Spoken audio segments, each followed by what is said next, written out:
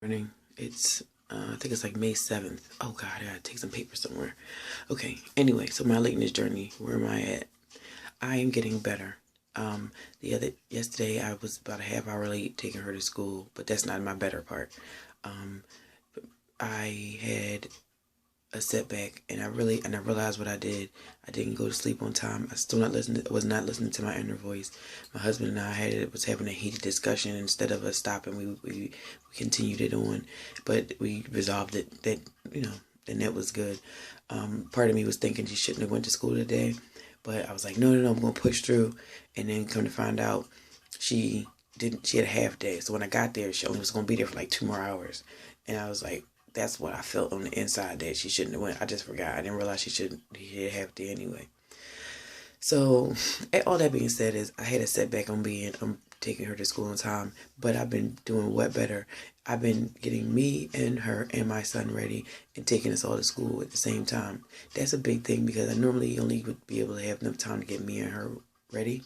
And so the fact that I've been able to get three of us ready early enough was good. Yesterday we had a meeting for her school, her policy council's meeting.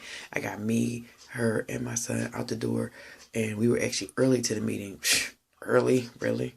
Me? So, we also there was another event where I had me, Keith, baby, and my daughter. All of us pretty much had to be somewhere. Now, we were running late, but I also had to go to the store to buy something. So with that being factored in, I was actually an hour late, but it was right on time. It was on CP time, so it was kind of okay, because everybody came around the same time, so it was pretty okay. For anybody that don't know what that means, it's colored people time for being late.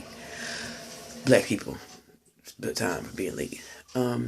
So I'm getting better. I also had a situation where I was in my book club. We were dealing with vulnerability and the shame from Brene Brown that's been on Oprah's life classes. I also watched T.D. Jakes in his life class with Oprah that was dealing with stepping into your new self. So what I did the other day was I wrote out a list of everything, every behavior, everything that I need to get rid of.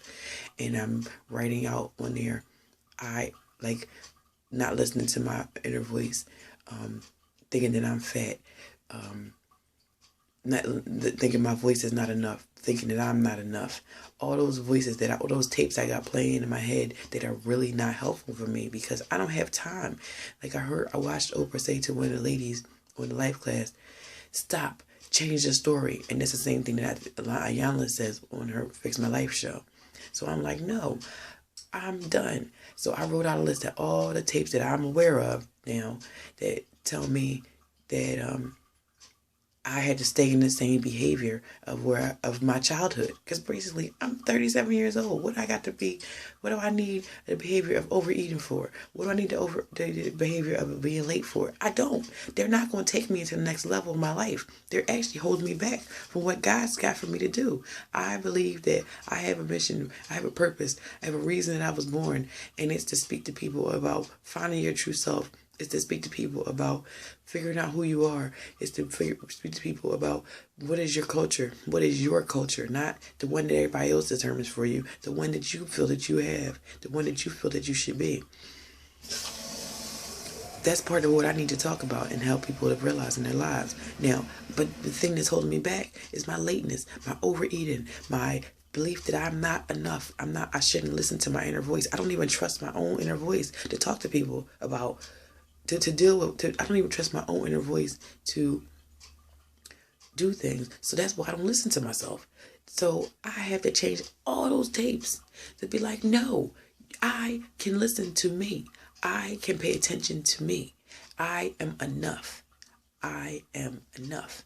And so I wrote all those things out, and I'm still actually writing the response. Like for one of them, it was I am. What was it?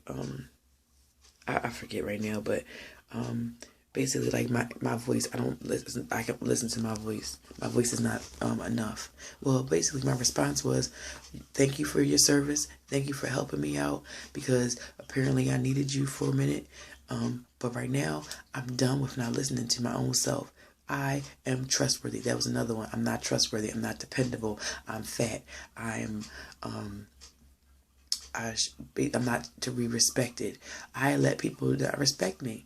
So what happened yesterday when me and my husband was arguing, we were talking about where to live, about, different places we might want to live. And at some point I was like, no, I actually physically said to him, well, I physically stepped into my voice.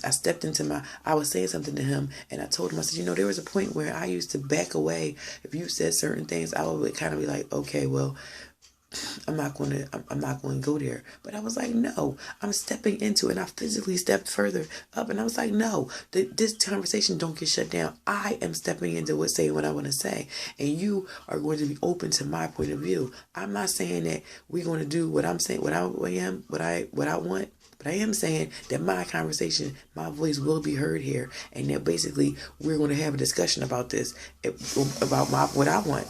And so when I did the ceremony, basically of like letting go of these old voices, these old tapes that I got going through my head, I'm now stepping into my new spot, my new place in life, which is I should be respected. I should be loved. I am worthy of it. I am worthy of love and belonging, as we discussed in the group. I am worthy of that. I am worthy of intimate relationships. I'm worthy of having people treat me with kindness and respect and love and caring, because gosh darn it, I do that for other people. I love people with my everything, and I try to. And so why shouldn't I have that same thing back?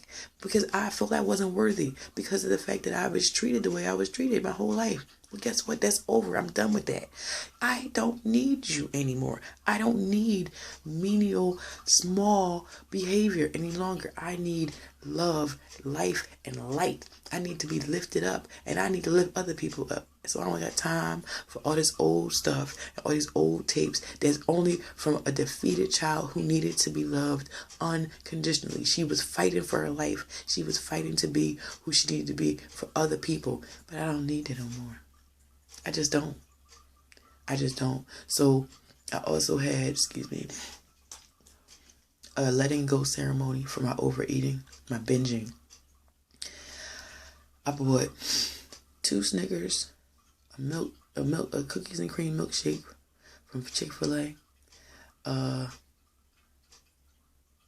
3 cupcakes from Acme, and they were good. And I was sitting there saying to myself, why am I eating these? Why am I buying this? And I didn't eat them as I bought them. I wanted to eat them as I bought them, like it was I was driving from one store to the other store. But something was like, no, what Holy Spirit was like, don't eat them, don't eat them, don't eat them. And I'm like, okay, what am I doing here? Like, I'm not even feeling like sad or whatever. Like, I don't have a desire to like really eat right now from an emotional point. Well, I had a letting go ceremony. I had to eat some of them, and then I had to throw some of them away. And as I threw them away, I said, goodbye. I don't need you anymore. Goodbye, overeating. I don't need you anymore. Thank you for helping me out. Thank you for being here for me. Thank you for saving my life, because you were here. I was able to survive. I was able to get through some things, but I gotta let you go. I gave away my Snickers bar. That was the last thing. That was the hardest thing to give away, because Snickers has been with me. Snickers was with me from the beginning. They was with me from like childhood. I love me some Snickers. But I was like, I gotta let you go. I'm not doing this binging thing anymore. I've been binging like a crazy person, just getting all kind of sugary stuff. And I'm done. I'm just done. You don't fit me no more. This binging behavior does not fit me anymore. I have to be over with you. I loved you. You were fun. You helped to keep me alive, because if it didn't have you, I might have been using drugs. I might have been using sex. I could have been using shopping or all other things. But I used you, apparently, from my childhood. And that's what I had to do to survive.